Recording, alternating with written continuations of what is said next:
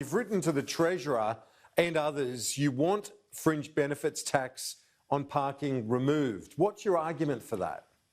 Good afternoon, Kieran. And yes, we do want fringe benefits tax on parking removed, because it would take away the disincentive for businesses right across the country to be able to get their staff to work in a COVID-safe manner and get them back to work.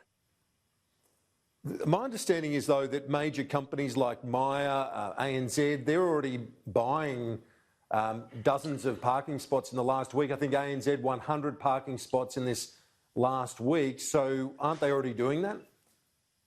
Well, they are. And when we think about this, you want to be able to promote businesses trying to get their employees back to work, and it's really a disincentive. It's not a cash grab. It's a disincentive tax to stop businesses from purchasing parking for their staff. And you think about across the whole pandemic, one of the ways for the economy to get back to what we want it to be is to be able to get people back to work.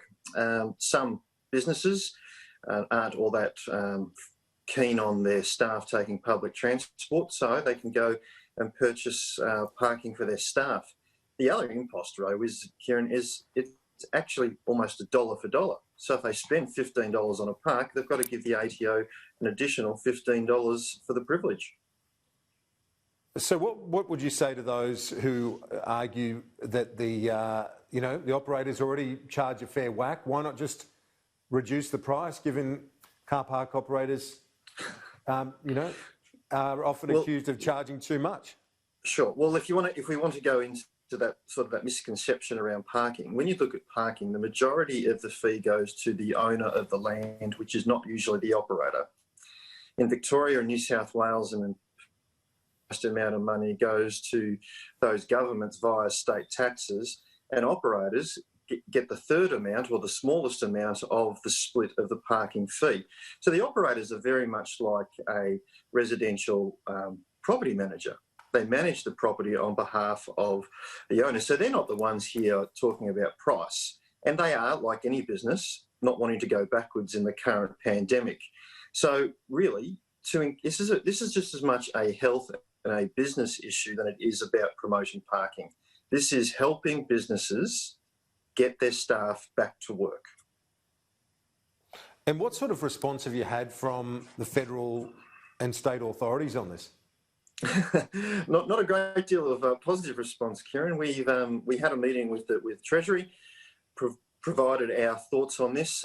One of their thoughts was that they don't provide industry-specific assistance, and I can actually understand that and tend to personally agree with that. But this proposal is not about the parking industry. This is about businesses, large and small, and there's an element of small business that pay fringe benefits tax on parking, to be able to get their staff back in a safe way. And not only that, Kieran, some of the businesses that pay fringe benefits tax, they're not actually paying the tax for people to be in a commercial car park. They're actually paying a fringe benefits tax for their own staff to park on their own land. I mean, the contradiction in this and the impost and the disincentive for business is just ridiculous.